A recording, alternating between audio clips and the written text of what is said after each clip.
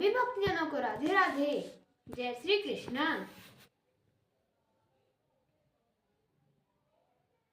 संक्षिप्त गरुड़ पुराण अध्याय 230 भगवान विष्णु की महिमा, चतुष्पाद धर्म निरूपण, पुराणों तथा उप पुराणों और 18 विद्याओं का परिगणन, चारों युगों के धर्मों का कथन एवं कलयुग में नाम संकीर्तन का महात्म्य।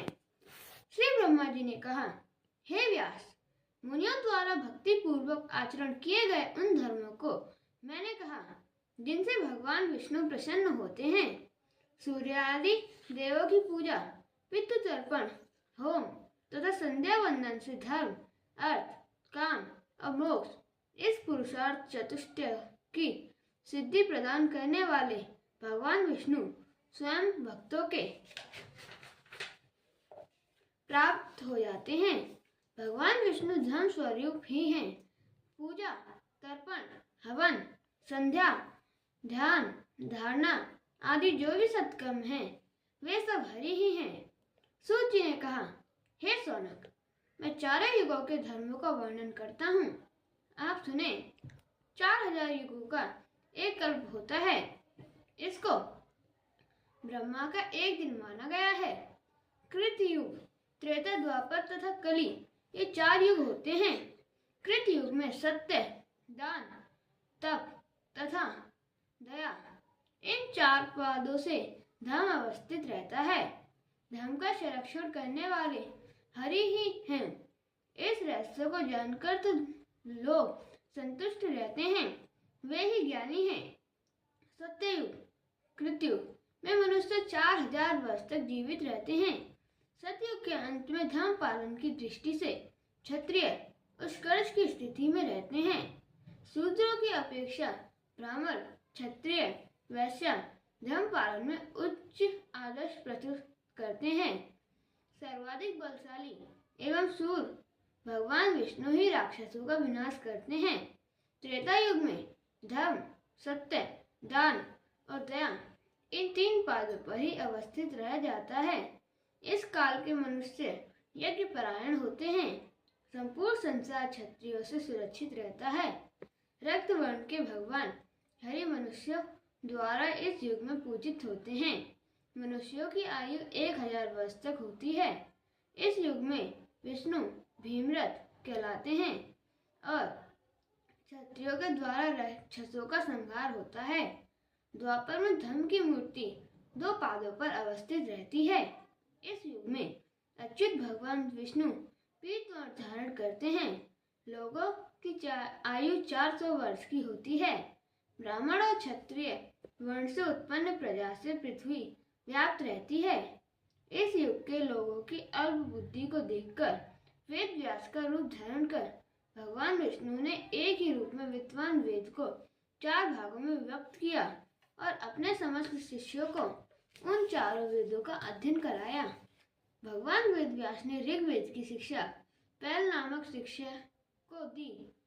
सामवेद की शिक्षा जैमिनी नामक शिष्य को, अर्थवेद की शिक्षा सुमंतु नामक शिष्य को और यजुर्वेद की शिक्षा महामुनि वैशंपायन नामक शिष्य को प्रदान की तथा वेदांगों और पुराणों का अध्ययन सूत जी को कराया। इन पुराणों के एकमात्र वेद हरि ही हैं। ये 18 पुराणों के रूप में विभक्त हैं। सर्ग, प्रतिसर्ग, वंश, मनवंतर और वंशानुचरित, ये पुराण के 5 लक्षण होते हैं। ब्रह्मा, पद्म, विष्णु, शिव, भागवत, भविष्यत, नारदीय, स्कंद, लिंग, वराह, मार्कंडेय, अग्नि, ब्रह्मवैवर्त, कूर्म, मत्स्य, गरुड़, वायु तथा ब्राह्मण नामक 18 पुराण प्रसिद्ध हैं। मुनियों ने अनेक उप पुराणों की भी बात बताई है। उनमें सबसे पहला उप पुराण संत कुमार को द्वारा कथित है। भगवान नरसिंह के द्वारा उपदिष्ट एक दूसरा उप पुराण है जो नरसिंह पुराण के नाम से प्रसिद्ध है। तीसरा उप पुराण स्कंद है। इसको भगवान शिव के पुत्र कुमार कार्तिकेय जी ने कहा है। चौथा उप पुराण शिव धर्मोत्तर नामक है, जिसे भगवान नंदीश्वर ने कहा है। महर्षि दुर्वासा द्वारा प्रोक्त आश्चर्य अद्भुत पुराण तथा देवर्षि नारद जी द्वारा कथित नारद उपपुराण है। इसी प्रकार कपिल वामन तथा उष्ण उपपुराण महर्षि कपिल वामन तथा उशनसत द्वारा उपदिष्ट है। इसी प्रकार ब्राह्मण, वारुण, कालिका, महेश्वर, साम, पराशर, मारीच तथा भागर्भ नामक उपपुराण भी हैं। पुराण, धर्मास्त्र, चारों वेद, शिक्षा, कल्पादि, छह विद्यान, न्याय, मीमांसा, आयुर्वेद, अर्थशास्त्र, गंधर्व शास्त्र तथा धनुर्वेद शास्त्र, ये 18 विद्याएं हैं। पुराणम धर्मशास्त्रम च वेदस्तागानि यमुने न्याय शौनक मीमांसम आयुर्वेदा शास्त्रकम। द्वापर युग में अंत में भगवान श्री हरि पृथ्वी के भार का हरण करते हैं। कलयुग में धर्म एक पाद पर अवस्थित रह जाता है। भगवान अच्युत कृष्ण मन के होते हैं। उस काल में लोग दुराचारी और निर्दय होने लगते हैं। मनुष्यों में सत्व, रज तथा तम ये तीनों गुण दिखाई देते हैं। काल की प्रेरणा से ये सभी गुण मन में उत्पन्न होते हैं और परिवर्तित होते रहते हैं। हे सौनक, जब प्रवृत्ति सत्व गुण से मन, बुद्धि और इंद्रिय प्राप्त हो जाती हैं और लोगों की अनुरक्ति, ज्ञानार्जन तथा तप अर्चन में बढ़ जाती है, तब सत्युग जानना चाहिए। जब मनुष्यों की आसक्ति काम में कर्म और यश में होती है, उस समय रजोगुण की प्रवृत्ति से त्रेतायुग जानना चाहिए। अब तमोगुण की प्रबलता के साथ रजोगुण की वृद्धि के कारण तब लोगों में लोभ, असंतोष, मान, धर्म और मत्सर के भाव प्रबल होते हैं और काम में कर्मों में आसक्ति बढ़ जाती है। तब द्वापर युग समझना चाहिए, जब सदा आसक्त बोलने, आलस्य, नींद और हिंसा आदि साधनों में ही प्रवृत्ति हो जाती है। शोक, मोह, भय और दीनता का भाव तब बढ़ जाता है, तब तमोगुण को सर्वाधिक प्रबल मानना चाहिए। यही काल कलयुग है।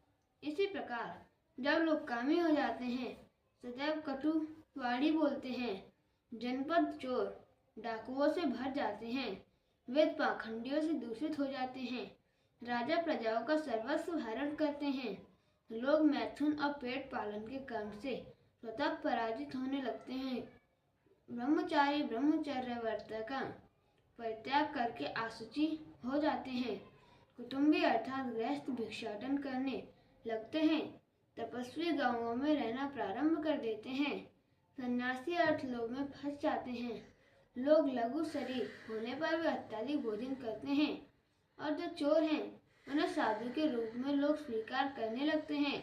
तब कलयुग ही मानना चाहिए। इस कलिकाल में दैत्यगण अपना स्वामी का तिरस्कार करते हैं, तपस्वी अपने व्रतों का परित्याग कर देते हैं, शूद्र प्रतिज्ञा लेने लगते हैं, वैश्य ब्राह्मणों की सेवा की उपेक्षा कर स्वयं व्रत परायण हो जाते हैं।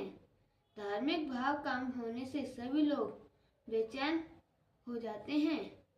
संतानों धार्मिक शिक्षा का अभाव होने से पिशाच के समान बन जाती हैं। अन्याय से अर्जित भोजन के द्वारा अग्निदेव को आहुति, देवताओं को नैवेद्य तथा द्वार पर आए हुए अतिथि देव की पूजा होती है। तब कलयुग समझना चाहिए। हे सौनक, कलयुग के आ जाने पर लोग अपने पितरों को जल तक नहीं देते। सभी प्राणी स्त्री के वश में हो जाएंगे। सबके कर्म शूद्र व्रत होंगे। इस कलिकाल में स्त्रियां अत्यधिक संतानोत्पत्ति करने वाले और दुर्बल भाग्य वाली होंगी तथा बड़ों की आज्ञा का उल्लंघन उनका स्वभाव होगा। ऐसा स्वभाव हो जाने पर यदि उनकी निंदा की जाएगी तो वे उसके प्रति गंभीर न होकर उपेक्षा भाव अपनाएंगी। ये इस उपेक्षा भाव को अपना सिर खुजलाकर व्यक्त करेंगी। कलयुग के मनुष्य भगवान विष्णु की पूजा नहीं करेंगे। उन सभी का विश्वास पाखंड में बढ़ जाएगा। हे ब्राह्मणों, यह कलिकाल दोषों से भरा हुआ है, किंतु इस दोषपूर्ण युग में एक महान गुण भी है। वह गुण है भगवान श्री कृष्ण का संकीर्तन। उनका संकीर्तन करने से ही मनुष्य संसार के महाबंधन अर्थात आवागमन के जाल से मुक्त हो जाता है। हे शौनक, कृत युग में प्राणी को जो फल भगवान विष्णु का ध्यान करने से प्राप्त होता है, त्रेता युग में जो फल उनका जप करने से प्राप्त होता है और द्वापर युग में जो फल उन विष्णु देव की सेवा करने से प्राप्त होता है, वही फल कलिकाल में भगवान के गुण, लीला और नाम संकीर्तन से ही प्राप्त हो जाता है। इसलिए नित्य ही भगवान श्री हरि का ध्यान, पूजन और संकीर्तन करना चाहिए। कले दोष निद्र विपास्ति लोको महागुणा कीर्तन देव कृष्णस्य महावन्नम परित्यजेत् कृते यद्यांतो विष्णु त्रेतायां जपता फलम द्वापरे परिचारम कलो तद्धि कीर्तनात् तस्माद्यो हरि नित्यं गे पूज्ञस्य शौनक।